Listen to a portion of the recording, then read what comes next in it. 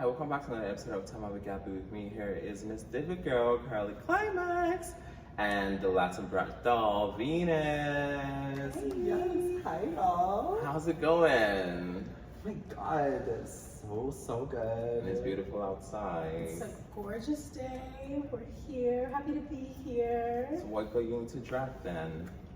Okay, jumping right into it. I started doing drag when I was very young. I started at 15. Started getting involved in the local drag scene when I was 14.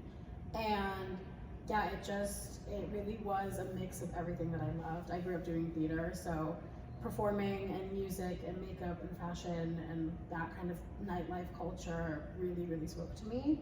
And it just felt like the one place that I could really just express and be whoever I wanted to be and get all blitzed and glammed and perform for a little gay bar. Yeah, I love it. So, yeah. How about you? What got you into drag? I always really I've been doing it for honestly longer than I've even been Miss Diva Girl. Back in high school, there you can find some crazy pictures of me in a fierce bob. I don't know, I've always been really enthralled with just my personal kind of feminine drag. I've always I grew up with three sisters and my mom all being very active and loving in my life, and I just really grew up to love all of that, and just it was very inspiring to me. So once I kind of realized that drag was an option for me, and at that point in high school, I was really into acting and performing already, theater as well, and it just kind of was okay, I can do this as a girl, work, and yeah, it's just, we've been going ever since, killing the game. And you had 2 installments for your show. How did that come about? Oh my god, KLIMAX, yes. Honestly, it just kind of, there was a long time where I was hoping to, I guess for the first couple years of me doing drag, I really just wanted to hone in on my performance ability and everything before I kind of felt comfortable enough to get into hosting and connecting with a crowd in that way. And eventually I was given the opportunity to have a Sunday review date, which was January 28th of this year. And yeah, I just decided to call it KLIMAX, and it was a really exciting opportunity for me to just go in on what I had always wanted to, just pull out the numbers that have always been in my brain for a while, but I haven't been able to do because it didn't fit this show theme or that show theme. So just kind of, yeah, it's been going really well. Nice. Come to volume 3 whenever that happens. Right, stay tuned. Yes. And on to you, Venus. I know I just interviewed Tilda, and Tilda told me that you asked them to be a co-producer and a co-host. So how did that come about? Yeah, it was a really fun time the way it just kind of worked out. I was originally asked by Tilda and Cherry Satin, the original host of Sapphic Panic, just to be a cast member. And it was the first show that I had ever seen in the drag scene. Nice. And yeah, so then Cherry ended up moving to Vancouver, and Tilda, we went to a party afterwards, and we were chatting, and they were I still want to keep doing the show, but I don't know if I want to do it by myself. And I was just well, if you want a little co-host, I'm down. I had hosted a little bit before that, I think. I had done maybe a show or 2 here and there. But I feel with Sapphic Panic, it really just kind of honed in on my skills on being on a mic in front of a bunch of lesbians who live for me. And I just think it's such an important show to have in the city where there isn't much for Sapphics in Edmonton just in general. So especially within the drag scene, I feel that was kind of my way of giving to that community that has done so much for me. So what was Little Venus like? Little Venus, like back in the day, Yes. Venus? Actually, yeah. for real tea, I've changed my drag name since when I originally started. Hate admitting this, but when I started, my drag name was Andrea Mercury. Slay. And objectively, Venus was a definitely needed upgrade.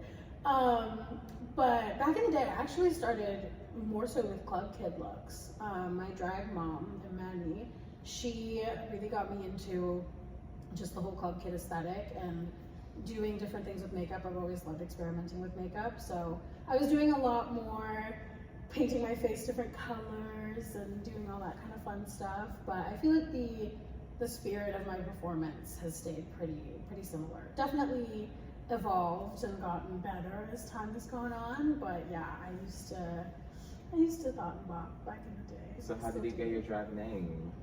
Venus, I got actually from funny story. I used to work at Morphe, and I was just kind of like restocking the lipsticks and whatever. There was a lip gloss shade called Venus, and I was like, oh my god, that would be a cunt drag name.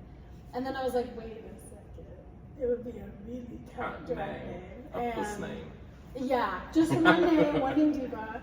And then I kind of started thinking about it more, and like Venus by Lady Gaga is a song that I really love, and I fucking adore Lady Gaga. Venus Extravaganza from Paris is Burning. I just like that whole side of ballroom culture was and has been fucking huge for me. So it felt like it kind of made sense.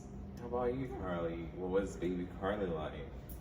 Like baby drag Karly? Yes, baby drag Karly. Baby Carl's was oh my goodness. My first show was there was a long time where I was just kind of like doing it in my bedroom, like drag here and there. Because I don't know, I really didn't like come into the drag scene, excuse me, with much connections, honestly. I kind of just like I clocked in. Actually, it was Gemini that had sent me they knew that I was trying to get into performing, and so they like just kept an eye out. And then there was Pageantinta applications show by LaDonna Stone, and I was like, okay,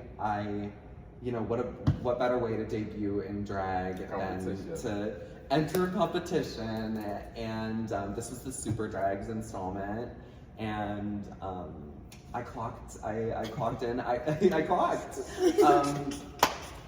Honestly though, like I put a lot of hard work into that because I really wanted to like prove to like all these bitches who are like, who is this girl whose first time it is? She's entering this competition, and I wanted to prove that I could like be a diva girl. A diva girl, and I think I did because I did happen to take the crown.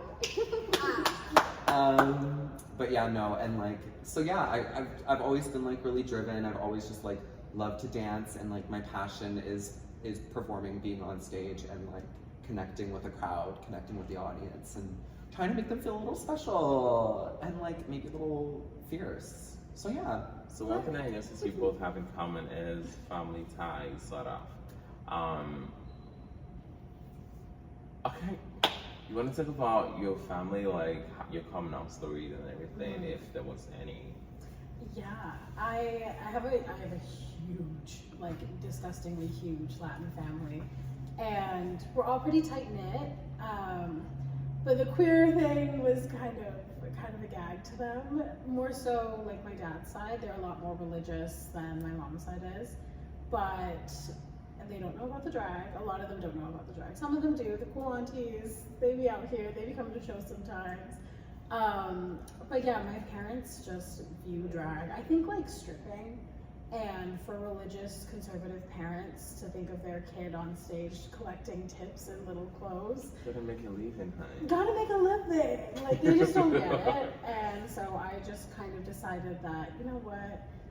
If you don't want to know that side of me, you don't have to know that side of me. I can be civil, I can be cordial, we can kiki, we can cut up, but we just don't have to be it like that. If you're not gonna get it, that's fine. I don't need that judgment. I've got a good queer family here, but they definitely have been trying a little bit more, I would say, with the queerness and everything. But yeah, no, it's still, it's a work in progress, but they're trying. Okay. How about you, Karly? Goodness. My family life is honestly like, in terms of their, I guess my coming out, my coming out story. I was in it was just after high school, although it was a glass closet, y'all. Like, there was everybody. And, you know, but for like the longest time, I think I was just like fearful of admitting it to like myself and everything. And then finally after high school came and like you're kind of free of being around all those like peers that you might have known since like being in elementary school. Like, I think once I was separate from that and like out of school, just living my life, I was really kind of more comfortable with it because I didn't really feel all that judgment, and there was a lot of it over in St. Albert.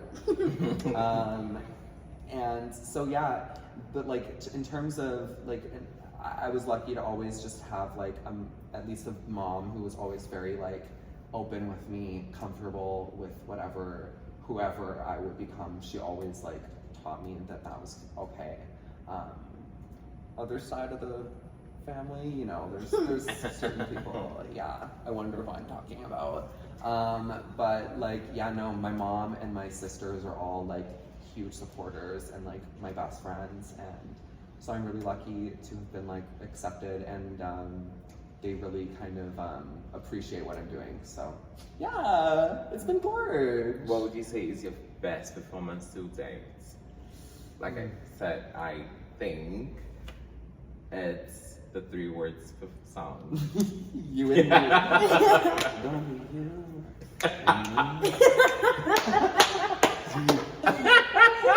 You know, I do think that's kind. I mean, but there's so many, like, it's like impossible to pick the best girl performance.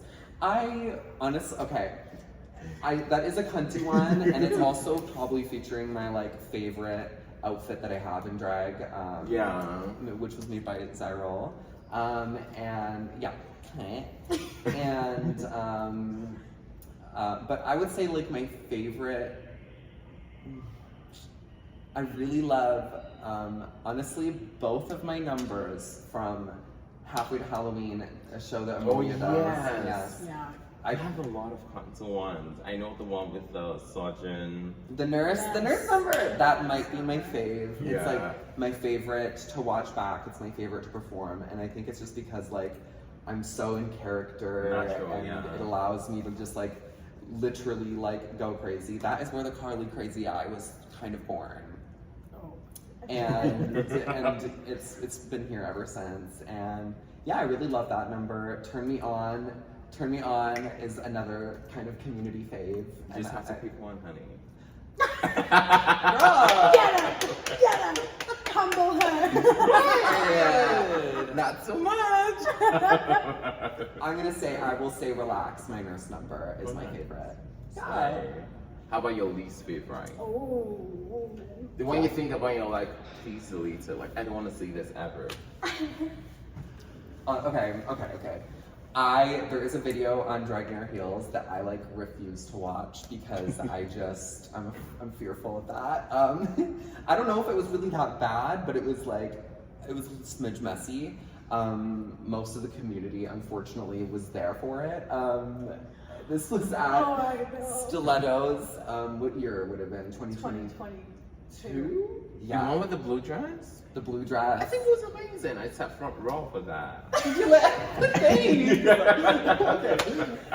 The one thing about that number and why it sticks out in my mind when you ask that question is because like, for those who don't know, Stilettos is like a huge awards night for drag in Edmonton, and like everyone, it's like the one night of the year where I feel like every single artist is all there. Space, yeah. And I was booked to perform at this show, and I had never been to a Stilettos. I had never met half, if not most of the scene, and I decided to perform, and I did Drink Before the War by Sinead O'Connor, which is my debut song, but I wanted to perform it there to be oh my god, performing my debut to everyone.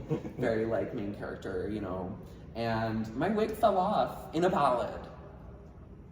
So who remembers that, honey? I think everyone remembers that. I remember.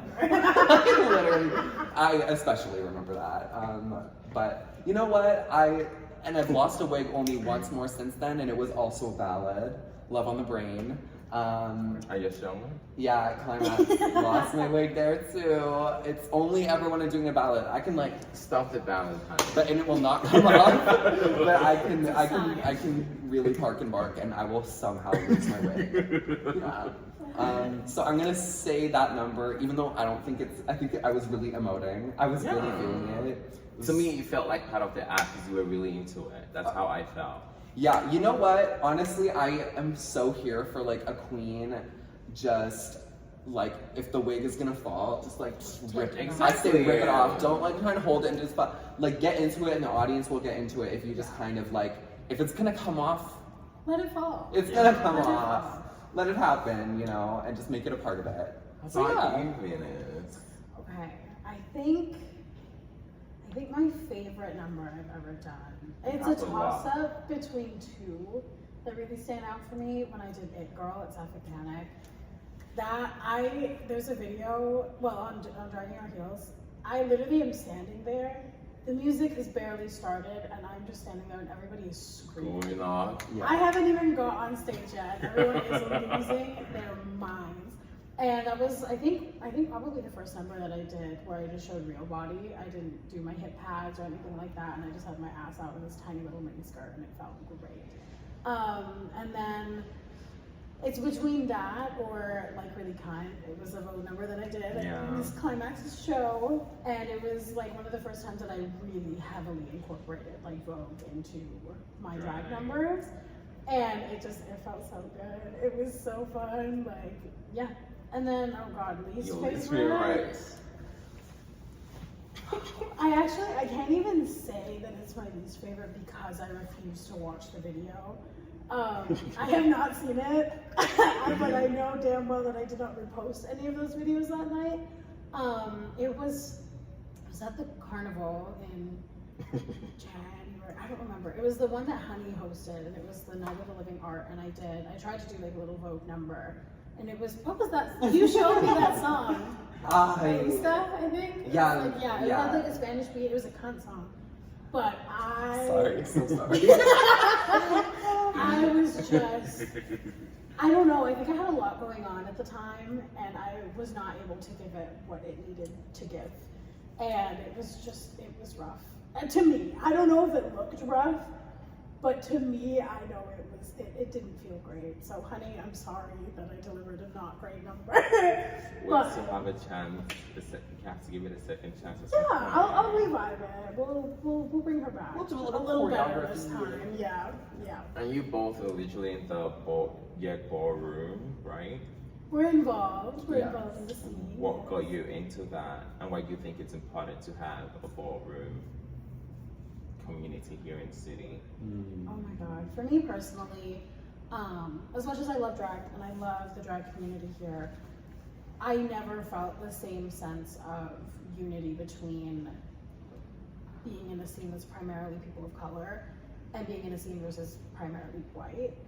And to me, like getting that exposure and feeling like what that kind of sense of community can bring, especially as queer people, I feel like for me changed everything. I think ballroom is so beautiful in the way that it is so expressive without having to say anything.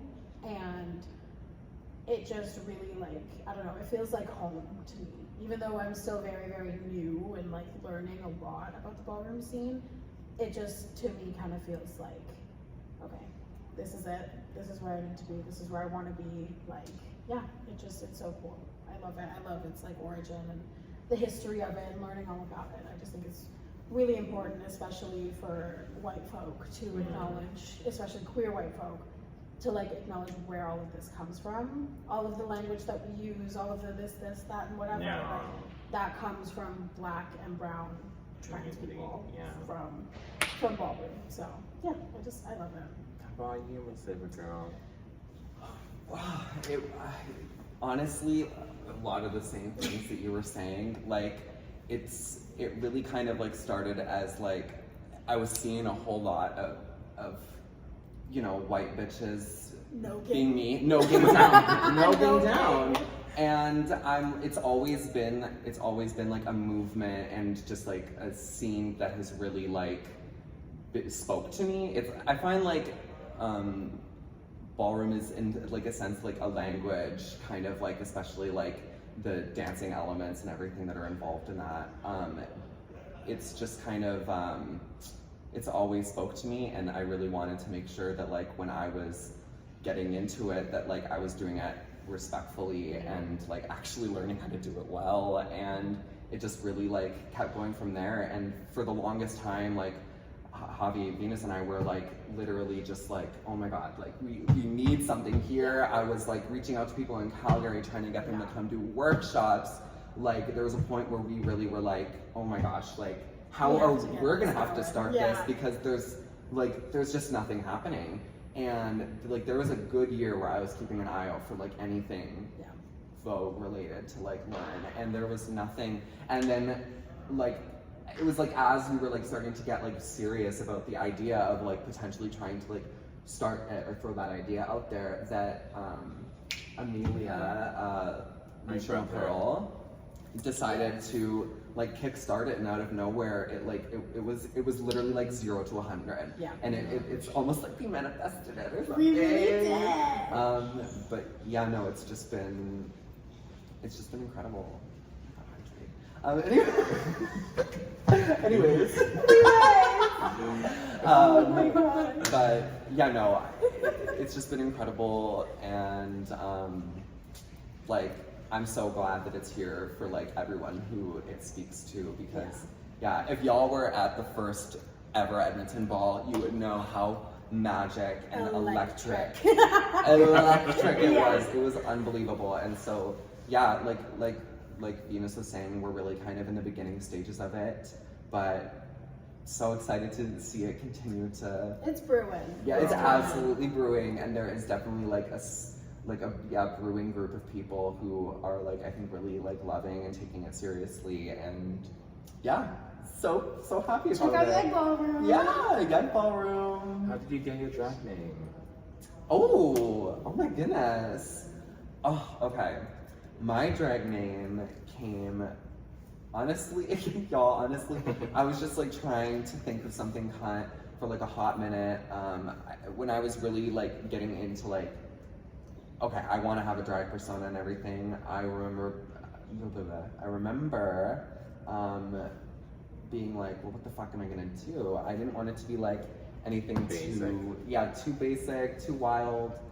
So I started with like, okay, let's start with like just a cunty name, like, so my last name out of drag is Kortzman, and that starts with a K, so I was like, let's go with like a little like what kind of like, yeah, I was like, okay, so I thought KARLY, and then I was like, okay, something like alliteration, and then y'all, I cannot barely explain this. It just came to my mind. Okay. The word okay. You know, I'm getting this wrong, because KLIMAX came to me first because I remember being like, I like that. Like maybe I could just be like very gender neutral tea and drag and just be KLIMAX, which like I'm too misty of a girl to do that. But like I was first thinking that because I was like, oh, I'm gonna be like the climax of the show. It can be very like, she's just like that's the climax. It's very like punchy and everything. And then I had KARLY. I added KARLY because I was like, okay, alliteration. But at first it was KARLY Climax with C's, and then that's when I was like, it would have matched. It's not. It doesn't look right. It doesn't look right. So I took like K for my last name. I was like, well, Miss KARLY Climax. My name out of drag is Max. So there's also a little Max in there, and it's like a whole little. Although pretty much everyone calls me Carls and KARLY, so we can keep it with Carls. But yeah, that's how it came to be, and I think it's good. So what advice do you have for your fans? Oh my god! Oh my god! Them and the rest of your fans. We gotta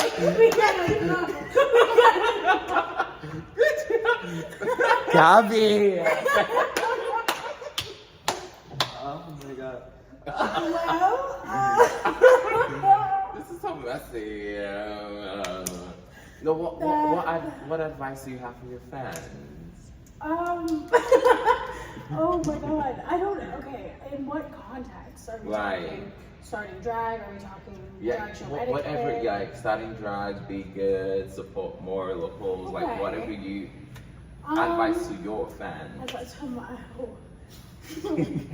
Maybe this is Edmonton drag. I don't know about fans, but to my friends and followers, humble, kindness performer. Yeah, there you go. I would say, I feel like, oh god, advice. I don't know. How about Come out advice to to, like, shows, come support the Support divas. local drag. Support the girls. That doesn't have to mean financially. Baby, scream and cheer for us. We will take the compliments wherever we can get them. My God.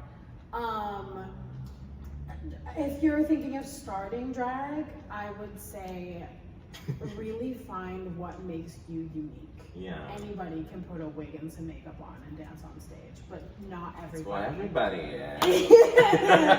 But not everybody has that same like stage presence and like really like, I don't know. It takes a certain kind of skill to make an audience feel something. Yeah. Rather than just like putting on a wig and lip syncing. So True. find what makes you unique, and really like hone in on those skills, because I feel like, especially with drag being so oversaturated in the world right now, there's a lot of people doing it, but not a lot of people doing it for true like passion for it. So find what makes you stand out and run with it. How do I become a typical person? Oh! I'm just kidding. Yeah. The twins. We have to talk about the twins. Oh I my love god. them. Just give It's a hard Carly. job. Someone's got to do it. What advice? What advice do you have for your fans? Oh my goodness. Advice in terms of like starting drag. Whatever advice you have. Clock the tea. That's the first one. Okay.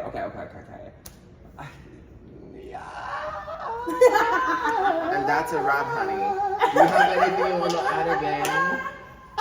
Climax. I would definitely agree, though. I would agree with what you were saying. Like, find that thing that makes you, like, that thing that makes you click, you know, and like, allow yourself to brew a little bit before you jump into it, because it really is kind of worth, I think, like, working on your craft a little bit and like, and kind of feeling out who you are as a performer, because it's equally as important if you're wanting to like be on stage. It's equally as important to like work on the look as much as it is to like work on your performance ability, and like, and it doesn't have to be you're popping into a split or this or that. I mean, just ask Onika.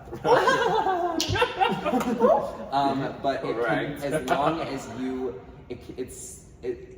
if you are having fun, and people can always tell when it's something that you're loving and that you are passionate about. So just like really find what makes you click and hone in on that, and just like try and have fun with it if you can. Yeah. You know? Don't do it because you want to be like Carly or Venus. Like, do it because you want to be you. Exactly. Because You you can't can do never what be they this do. kind. Exactly. That part. We've come towards the end of the show. Oh my goodness. Are there any other things you'd like to add or say? Thank you for having us. You're welcome.